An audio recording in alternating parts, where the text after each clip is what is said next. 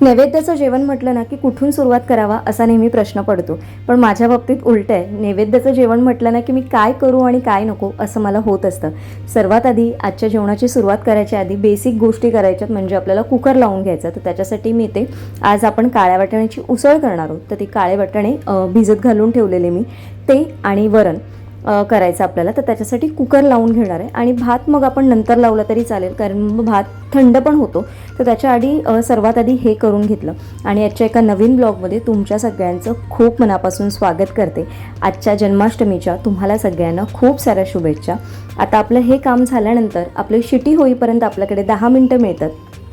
तर आज बाजारातनं येताना, म्हणजे ऑफिसवरनं येताना मी बरीचशी अशी फुलं घेऊन आली. कारण फुलं मला सॅटर्डे फ्रायडे ॲक्च्युली मी गेलीच नाही, कारण खूप पाऊस होता. आणि मी म्हटलं पावसात जाणार, फुलं ओली असतात, मग जास्त अशी ताजी फुलं मिळत नाही. मिळतात पण ती थोडी भिजलेली असतात, त्याच्यामुळे लवकर खराब होतात. आणि आज गजरे वगैरे खूप महाग होते, तरी पण मी खूप फिरली मार्केटमध्ये आणि मोजकीच फुलं आणली. म्हणजे गजरा, वेणी वगैरे जे काही थोडक्यात मला पूजेसाठी लागणार होतं किंवा एक आठवड्याभरासाठी मला पुरतील एवढीच फुलं मी घेऊन आली. हार मी आदल्याच दिवशी घेऊन आलेली. आणि आज मला ना कमळ मिळाले. तर कमळ ना ॲक्च्युली थोडेसे मला कळीच होते. मला थोडासा डाऊट आहे की हे संध्याकाळपर्यंत म्हणजे रात्रीपर्यंत उमलतील की नाही. माझ्या मते मला वाटत नाही उमलतील. पण ज्यांच्याकडनं घेतलं ते मला म्हणाले की नाही दीदी लेके जाऊ, शाम तक ये खुल जाएगा. तर मी म्हटलं मला थोडासा डाऊट वाटतं, पण बघू. मी आता हे सगळी ठेवून घेणार आहे, म्हणजे जिथे जिथे फुलं ठेवायची आहेत मला ठेवून घेणार. आणि तुम्ही बघू शकता ना, आज ही फुलं मला 60 रुपये पाव किलो मिळाली. आणि सगळी मिक्स फुलं घेतली. याच्यातली पण बरीचशी फुलं आहे ना भिजलेली आहेत. आणि मी ती फुलं बाजूलाच ठेवणार आहे, कारण तुळस वगैरे पण आज खूप महाग होती. आणि तुळस दिसायलाच म्हणजे मार्केटमध्ये दिसतच होती पण अशी जी फ्रेश जे असते ना, म्हणजे अशी लांब लांब पानं आणि व्यवस्थित ग्रीन ती दिसतच नव्हती. पण ना आज ही काळ्या देठाची जी मिळाली मला, ती चांगली असते तुळस, तर ती मला मिळाली. तर मी 10 रुपयाला मग ती घेतली, कारण वसईच्या ज्या एवढ्या लांबून लांबून ज्या बायका सकाळी येतात ना, त्यांच्याकडेच मला ती मिळाली संध्याकाळी. नैवेद्यासाठी 5 फळं मी वेगळी आणलेली आणि त्याचबरोबर थोडीशी केळी आणलेली, कारण आपल्याला शिरा पण करायचा आहे. नैवेद्यात जेवण आपण बनवू तर गोड काय बनवायचं, तर आता प्रसादाचा शिरा बनवायचा, त्याच्यासाठी वेगळी पण मी केळी घेऊन आलेली. आणि आता ते सगळं ठेवून घेतल्यानंतर आता आपल्या कामांना परत एकदा जेवणाला आपण सुरुवात करणार आहोत. सर्वात आधी आज आपण करणार आहोत मथुराचे पेढे, कारण हे पेढे खूप फेमस असतात.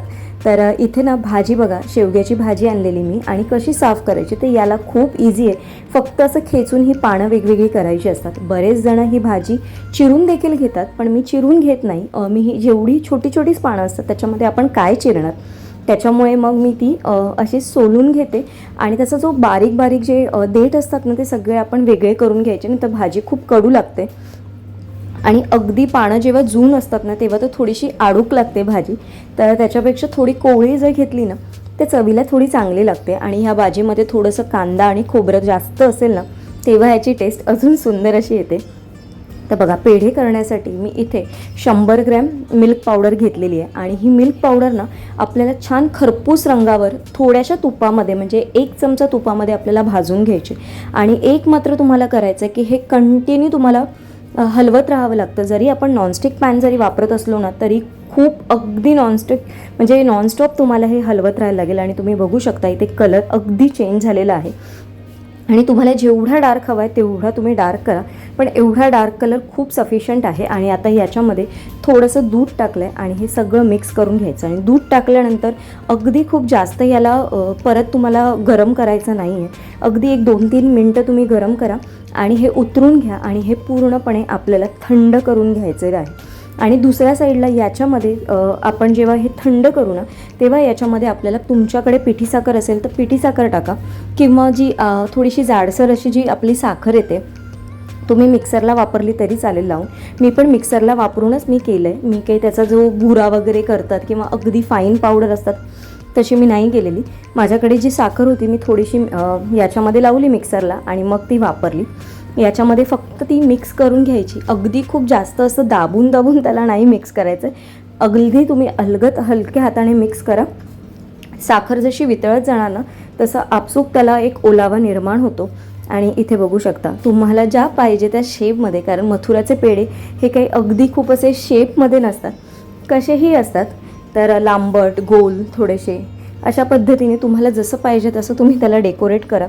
मी थोडंसं एक पिस्त्याचं काप लावलं छोटंसं आणि रोज पेटल लावलं आणि पिठी साखरमध्ये किंवा जो आपण जाडसर पिठी केलेली असते साखरेची त्याच्यामध्ये घोळवून घ्यायचे आणि आपले हे पेढे तयार झालेले आहेत. 100 ग्रॅममध्ये हे माझे 7 पेढे बनलेले आहेत. तुम्ही याच्यापेक्षा छोटे छोटे बनवले तर 10 पेढे आरामात होते.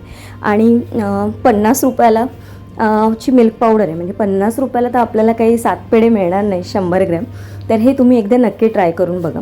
भाजीला फोडणी द्यायची आपल्याला, तर त्याच्यासाठी मिरची आणि कांदा या दोनच गोष्टी मी वापरणार आहे. त्या तेलामध्ये छानपैकी त्याला ना पिंकिश असा जोपर्यंत कलर येत नाही तोपर्यंत कांदा छान भाजून घ्यायचा. आणि एका साईडला मी परत कुकर लावून घेतलेला आहे भातासाठीचं.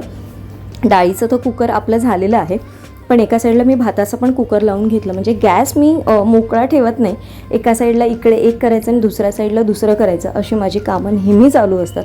त्याच्याचमुळे मी लवकर जेवण करू शकते. इथे आता आपण जी भाजी घेतलेली ती धुवूनच फक्त मी घेतली आहे. ही मी कुठली चिरून वगैरे, जसं मी म्हटलं तुम्हाला, चिरून नाही घेतलं. आणि ही भाजी जेव्हा आपण ओतणार याच्यामध्ये तेव्हा ना गॅस मोठाच ठेवायचा, कारण पालेभाजी ना पाणी खूप जास्त सोडतात. त्याच्यामुळे तुम्ही जेवढ्या जास्त फ्लेमवर हे जर ठेवाल ना त्या भाजी ना अगदी खूप अशी पानसट किंवा खूप त्याला पाणी सुटून त्याच्यातलं सगळं निघून जातं. तर तसं नाही करायचं, मोठा फ्लेमवर तुम्ही ठेवा. वरून खोबरं टाका आणि बस 1-2 मिनटं फक्त शिजवून घ्या आणि आपली भाजी तयार झाली. आता करायची आपल्याला काळ्या वाटाण्याची उसळ. तर काळ्या वाटाण्याची उसळ करण्यासाठी मी कांदा आणि कढीपत्ता हे फोडणीला टाकलेलं आहे. त्याचबरोबर थोडंसं हिंग टाकायचं आहे आणि तुम्हाला तुमच्या आवडीनुसार तुम्ही फोडणी करू शकता. थोडंसं आलं लसूण पेस्ट पण टाकू शकता, पण मी नाही टाकत. थोडीशी कोथिंबीर टाकलेली आहे, कारण कोथिंबीर मला फोडणीमध्ये आवडते जेव्हा उसळ असते तेव्हा. एक अर्धा टमॅटो टाकला आहे. तुम्हाला टमॅटो टाकणं ऑप्शन आहे, पण आमच्या घरी टाकला जातो, त्याच्यामुळे मग मला पण सवय आहे, त्याच्यामुळे मी उसळमध्ये असा अर्धा टमॅटो टाकते.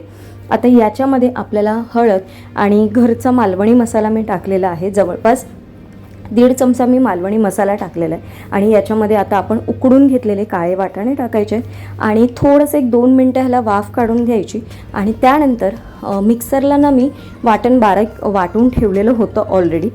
हे कांदा खोबऱ्याचं, थोडंसं कोथिंबीर आणि आलं लसूण असं याच्यामध्ये वाटप आहे ऑलरेडी.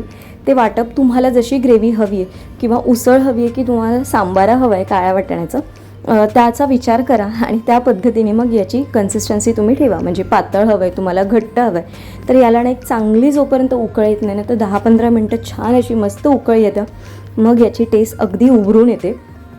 तर आता ही आपली उसळ पण झालेली आहे. त्याच्यानंतर आपल्याला करायचं ना आंबोळ्याचं पीठ, जे माझ्याकडे मी ऑलरेडी फ्रीजमध्ये करून ठेवलेलं. तर पण मी ना तसा स्टोव फ्रीजमध्ये ठेवून दिलेला, सकाळी ऑफिसला जायचं होतं म्हणून मग मी आता ना ते म्हणजे फक्त मिक्स करून मी मीठ टेकून ते मी फ्रीजमध्ये ठेवलेलं. कारण जसं मी तुम्हाला म्हणते, आपण असंच जर फ्रीजमध्ये ठेवलं ना तर त्याची आंबण्याची प्रक्रिया खूप जास्त होते. त्याच्यामुळे त्याच्यामध्ये थोडंसं मीठ मिक्स करून ठेवा, म्हणजे ते आंबणार नाही जास्त. तर आज ना ह्यावेळेस मी पीठ थोडंसं जास्तच भिजत घातलेलं. मला माहिती नाही, माझ्या मनात असं आलं की चला आज आपण थोडंसं जास्तचं पीठ भिजत घालू. त्याच्यामुळे नेहमी जेवढं घालते त्याच्यापेक्षा जास्त पीठच मी घातलेलं. हा जवळपास जो मोठा टीन आहे तेवढाच फक्त मी ठेवते. हा एक्स्ट्राचा जो वेगळा आपला टीन आहे तो भरला जात नाही, फक्त हा एवढाच टीन भरला जातो. आणि हे दोन्ही टीन भरून माझ्याकडे बऱ्यापैकीचं पोळीचं पीठ उरलेलं आहे, ते मी आता बाहेरच ठेवणार आहे. म्हणजे एक 7-8 पोळ्या त्याच्यामध्ये होतील, ज्या नैवेद्यासाठी होतील आपल्याला. आता आपण करून घेणार आहोत शिरा. तूप घेतलेलं आहे, जेवढा तो वाटी तुमचा रवा आहे तेवढंच मी तूप घेतलेलं आहे. त्याच्यामध्ये तुम्हाला आवडीनुसार तुमचे बेदाणे टाकलेले आहेत, सुकामेवा टाकलेला आहे मी.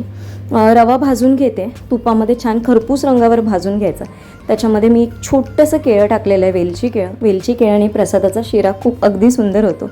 आता याच्यामध्ये मी केशर घातलेलं दूध आहे, ते एका वाटीला 2 पेले दूध असं प्रमाण मी घेतलेलं आहे. छानपैकी मिसळून घ्यायचं. आणि ना मी याच्यावर झाकण ठेवलेलं नाही आहे. जर तुम्ही झाकण ठेवलात ना तो खूप अगदी शिऱ्याला खूप जास्त असं पाणी सुटतं. आणि जेव्हा आपलं हे आटेल तेव्हा आपण याच्यामध्ये थोडीशी वेलची पावडर आणि साखर असं टाकून मिक्स करून घ्यायचं आणि 1-2 मिनटं वाफ काढून घ्यायची आणि बस आपला शिरा तयार झालेला आहे. वरून थोडीशी तुळशी पानं टाकायची. तुम्ही तुळशी पानं टाकून बघा प्रसादाच्या शिरामध्ये, ह्याची टेस्ट पण खूप अगदी वेगळीच येते. म्हणजे अगदी तो प्रसादाच्या शिरासारखाच आपल्याला लागतो. तुम्ही बघू शकता इथे छान असा मऊ लुसलुशीत असा आपला शिरा तयार झालेला आहे. सर्वात शेवटी जे काय आपल्या प्रसादामध्ये सर्वात शेवटी पदार्थ करायचा आहे तो म्हणजे आंबोळ्या. तर आज पीठ खूप सुरेख आलेलं आणि पोळ्या पण अगदी पटापट निघत होत्या. मला थोडं वाटलेलं की, कारण काय झालं, काल माझी खूप गडबड झाली, त्याच्यामुळे मला असं वाटत नव्हतं की पोळ्या जास्त अशा म्हणजे व्यवस्थित होतील अशा, पण पोळ्या खूप सुंदर अशा झालेल्या, पीठ खूप छान आलेलं.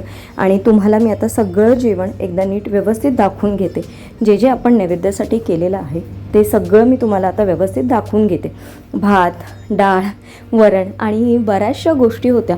मला अजून अळूवडी पण करायची होती, पण काय झालं, वेळेअभावी आणि काल मला संडेला थोडासा वेळ मिळाला नाही. थोडीशी कामात मी बिझी असल्यामुळे काल तुमच्याबरोबर व्हिडिओ पण मला शेअर करायला जमला नाही. मी पोस्ट टाकलेली की मी पोस्ट करते म्हणजे व्हिडिओ करेन, पण वेळ नाही मिळाला. इथे बघू शकता आपलं जेवण तयार झालेलं आहे. भाजी आहे, डाळ आहे, त्याचबरोबर इथे भात आहे, एका साईडला केलेला आहे आपला शिरा, आणि त्याचबरोबर आपले इथे काळ्या वाटाण्याची उसळ, आणि पेढे तर आपण ऑलरेडी केलेलेच आहेत. आणि तुम्हाला आंबोळ्या दाखवते बघा, अगदी तशाच आणि खूप सुरेख अशी जाळी पडलेली आहे या आंबोळीला. तर आजचा आपला जो व्हिडिओ आहे जन्माष्टमीचा, तो 2 व्लॉगमध्ये तुम्हाला बघायला मिळेल. तुम्ही म्हणाल की आता हेच बघतोय पण पूजेचा व्लॉग कुठे? तर पूजेचा व्लॉग नेक्स्ट व्लॉगमध्ये मी तुमच्याबरोबर शेअर करेन. आजच्यामध्ये जे काही मी प्रिपरेशन केलेलं नैवेद्याचं ते तुमच्याबरोबर शेअर केले. तुम्हाला देखील आयडिया येईल. म्हणजे प्रत्येक ठिकाणी वेगवेगळं असतं, म्हणजे कोणाला कुठला नैवेद्य करायचं, म्हणजे याच फेस्टिवल असं नाही, प्रत्येक फेस्टिवलची प्रत्येक प्रांतामध्ये पद्धत वेगवेगळी असते. तर आमच्याकडे कुठल्या पद्धतीने केलं जातं तेच आज तुमच्याबरोबर शेअर करण्याचा प्रयत्न केला. आय होप तुम्हाला आवडेल आणि तुम्हाला देखील यातनं काही नवीन रेसिपीज बघायला मिळाल्या असतील. तर आज सगळं झालंय माझं. आता फक्त मला आवरून घ्यायचं आहे आणि त्याच्यानंतर मग आता पूजेची तयारी करायची. आता खूप गडबड झाली, त्याच्यामुळे म्हटलं की हा व्हिडिओ आपण इथेच एंड करू, कारण अजून बघायला गेलं तर पूजेची मांडणी करायची म्हणजे तयारी करून ठेवायची. त्याच्यानंतर मग सगळं नैवेद्य आणि बाकी सगळी तर कामं आपलीच रुटीन चालूच असतात. तर आजचा व्हिडिओ 2 पार्टमध्ये तुम्हाला बघायला मिळेल जन्माष्टमीचा. तर उद्या एका छानशा ब्लॉगमध्ये भेटेल. आजच्या ब्लॉगसाठी तुमच्याकडे काही सजेशन असेल मला नक्की कमेंट करून सांगा. तुमच्याकडे कुठल्या पद्धतीने केलं जातं सेलिब्रेशन ते देखील मला नक्की कमेंट करून सांगा. आणि तुमच्या आजूबाजूच्या एरियामध्ये किती थराची हंडी लागलेली असते ते देखील सांगा. तर चला उद्या एका छानशा ब्लॉगमध्ये भेटे. तोपर्यंत सगळ्यांना श्री स्वामी समर्थ. बाय बाय आणि टेक केअर.